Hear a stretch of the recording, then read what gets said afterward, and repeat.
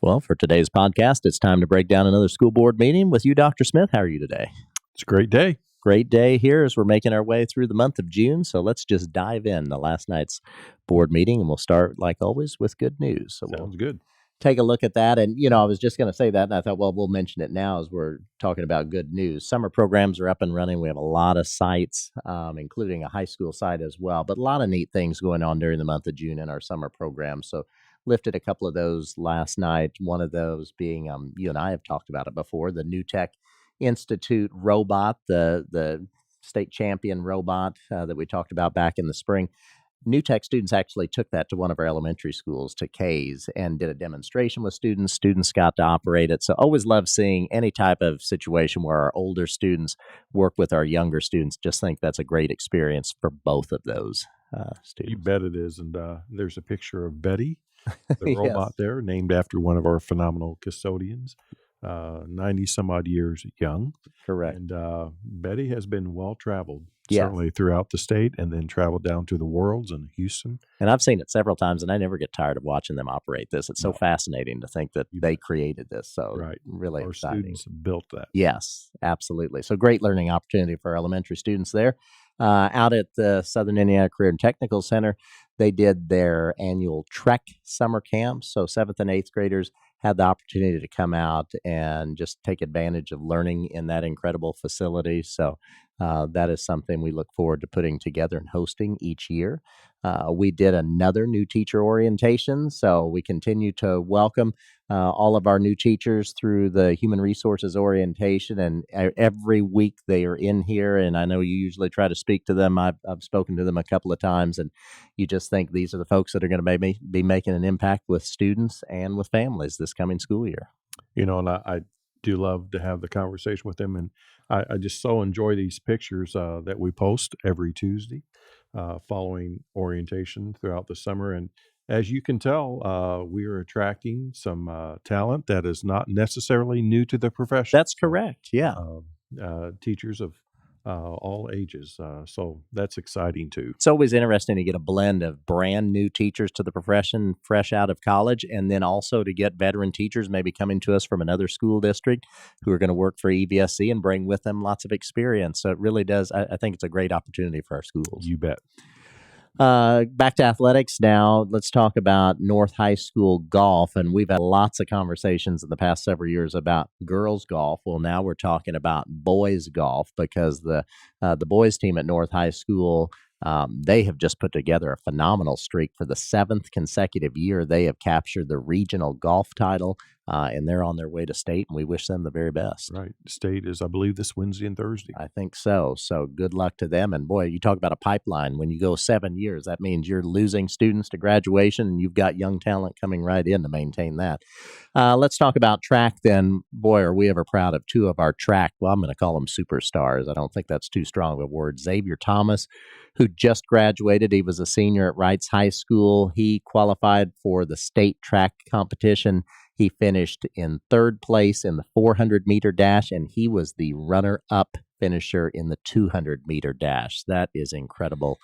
And yes, it is. He we has last a night. great, bright future ahead of him. Absolutely. So which is going to include track at the collegiate level. So we had him here last night. Very proud to recognize him formally with our school board. And then, last but not least, we had a state champion with us last night, and that was Alexia Smith. Alexia was a senior at Bossy High School who just graduated here a few weeks ago. She finished 5th place in the long jump, 2nd place in the 100-meter dash, and she was the 1st place state champion in the 400-meter dash, and her time for that event ranked her number 5 on Indiana's all-time list in the 400-meter dash. A phenomenal athlete. Yes, and this is the 2nd year that she's been a state champion. Absolutely, yes. And as you just said with our other track star, also a bright future. I believe she's going to be going to Purdue. She had lots of universities with large programs reaching out for track, and she chose Purdue. So best wishes to her and Xavier. You bet. And, Proud of them. Very proud of them. Yeah, very proud of them. And I guess we'll wrap it with state champions, a great way to wrap good news. And we'll take you then for consent. All right. Thanks, Jason. Let's jump right in at item 3.02, consideration of allowance of payments. For this 2-week period of time, it was slightly over $9 million at $9,096,874.60. Pretty typical for this time of year. One, payroll for our employees, and then also had contract bus driver payment included in that also. Item 3.03, consideration to approve the purchase of items from extracurricular accounts. This time it was Plaza Park International Prep Academy purchasing an ice machine for their athletic department. Item 3.04, consideration to approve grant proposals. So there were 2 grant proposals this time. The first is through IDOE Formative Assessment Grant. Now, this is a grant that once you apply, basically it is a formula-driven grant. So it's what we call a non-competitive grant. The estimated amount per student will be $13.28. And this really is utilized to support our educational programs and to increase math and reading proficiency. And then the second application was really from Toyota Foundation. We are very pleased that Toyota Foundation awarded 5 of our schools basically NMAC systems, or they are NMAC Design and Innovation Studios for Dexter, Glenwood, Lincoln Lodge, and Washington. So certainly we're very appreciative of our friends at Toyota. Once again, a great community partner and a great partner to the EVSC. You bet. Or consent item 3.05, consideration of the appointment to the Darmstadt Redevelopment Commission. So David Hollingsworth has agreed to be the EVSC board appointee to the Darmstadt Redevelopment Commission. So we thank David for that. Item 3.06, consideration to approve the purchase of copiers from Alpha Laser. So we are replacing 18 new copiers, and I tell you, Alpha Laser just is an incredible partner. Another with great us. partner, yes. A longtime partner, and they basically are providing us with new copiers, and then they also we trade in our existing copiers. They scrub and remove all of the data from them, and they will recycle those parts that are still usable into the machines that we still have. And having over 40 different locations, 22,000 students, 3,400 employees, we do have a lot of copy machines, and they take great care of us. And it's really been a great situation. When you and I started many years ago, schools kind of did that on their own, and really we now take care of all that because we're able to just have a much more just an improved system, better pricing, better service. And so that's been a great improvement over the years to how we operate now. Yes, and it's one expense that we've lifted off of our schools. Yes. I remember that when I was a teacher, band and orchestra, we used to fundraise for our copies. And, and we don't have our schools do that. Our schools have enough to do. They don't need to worry about this responsibility. You bet. Item 3.07, consideration to approve the renewal with JWF Specialty. So JWF Specialty is the third-party support that we have for our work comp. We are self-insured for our work comp, and JWF manages all of that for us. They also do a great job for us. This is a 3-year agreement. The first year, the fee stays flat, and then there's a modest increase for year 2 and 3 at 2.5%. And then finally, under consent, we have item 3.08, consideration to approve the purchase of new musical instruments. And this is a great problem to have. Because of growing enrollment. Why is that? Because of growing enrollment. Lots of kids wanting to participate in the Stellar program. So because of that growing enrollment, we need new instruments. So we're really blessed to be able to utilize ESSER funding to purchase new instruments. We will be purchasing new string instruments, new percussion, new wind, new brass instruments. And we are grateful for that. And is it accurate to say, Dr. Smith, and I know, of course, you have a lot of expertise with this, but I mean, we really have really nice instruments for our students to use. I mean, this isn't a situation where they're using instruments that don't hardly work or anything. I mean, we're talking about new instruments, and we maintain the instruments we have. They're in great shape, aren't they? We absolutely are very blessed to be able to purchase new high-quality instruments. And then we are one of the very few school districts, in fact, I don't know of another, that has its own instrument repair department. So we are able to keep our instruments in great shape also. So I think that just is a continued investment that truly is an investment, because we purchase high quality instruments and we are able to keep them in good shape. Well, you've got to have a good instrument if we expect our students to keep performing at a higher level. Absolutely. And then next is item 4.01, personnel recommendations. And as I always say at this time, you are welcome to click on that recommendation and see what was approved at the board meeting. Okay. And then it looks like we had 3 action items last night. Yes. So action item 5.01, consideration to approve the purchase of curriculum from Kindle Hunt Publishing Company.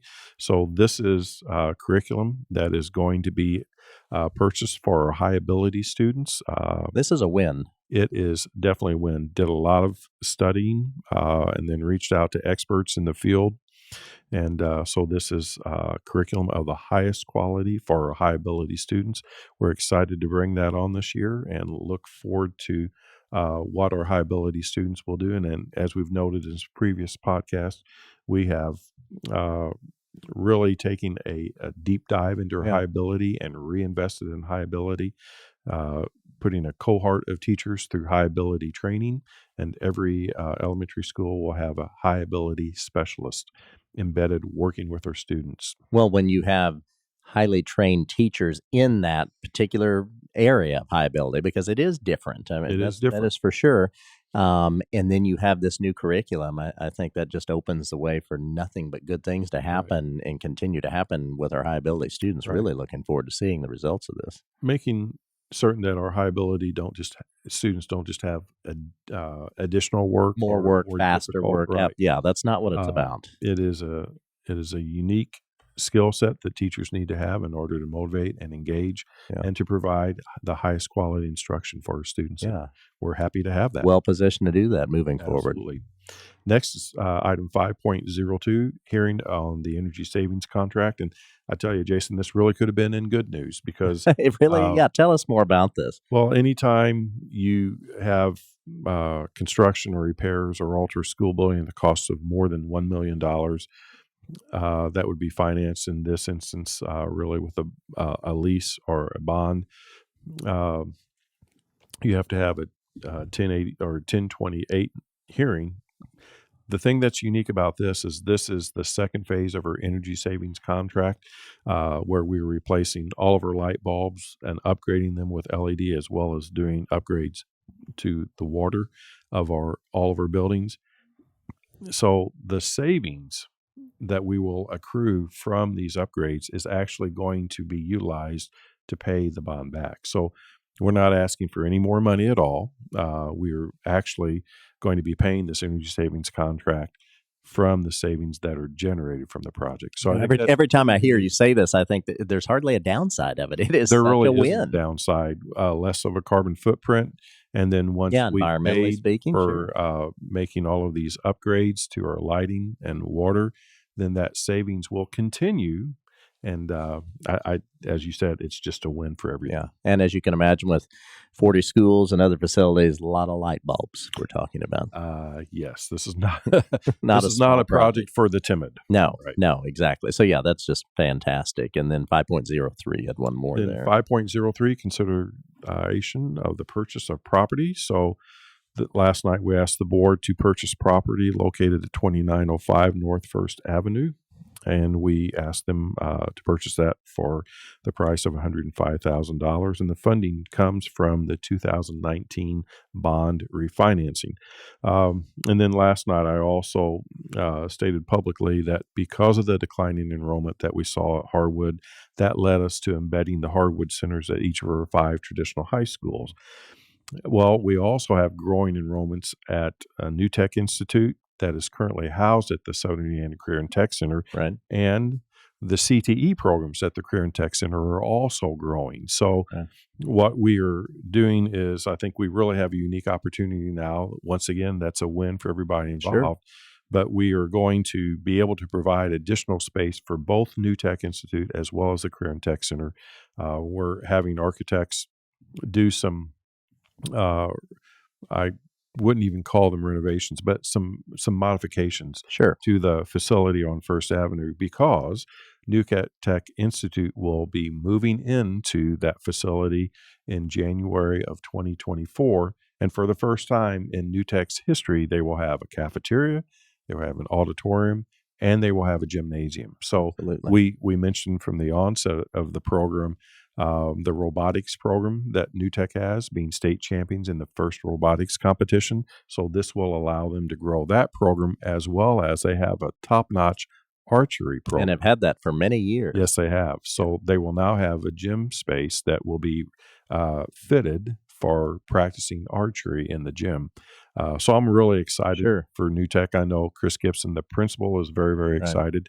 And when we were That's a looking, special place. It really is. I It mean, we've talked about this truly is. before. I mean, just the students and the project-based learning and the its size right now, it's around 300. So I mean, it's a real family atmosphere, Right. and just looking forward to them having a little bit of additional space. And like you said, for example, an auditorium that they've made do. They've had this large part in the Career and Tech Center, but this is going to be even Right. nicer. Well, So it really is going to be their permanent home, and they've had yes, a temporary home, although it may have seemed right, permanent because they were there for a right. while. But had a temporary home in the back portion of the Career and Tech Center. Now the Career and Tech Center, after careful thought and study, will be able to expand some of their programming Yes. into that vacated space.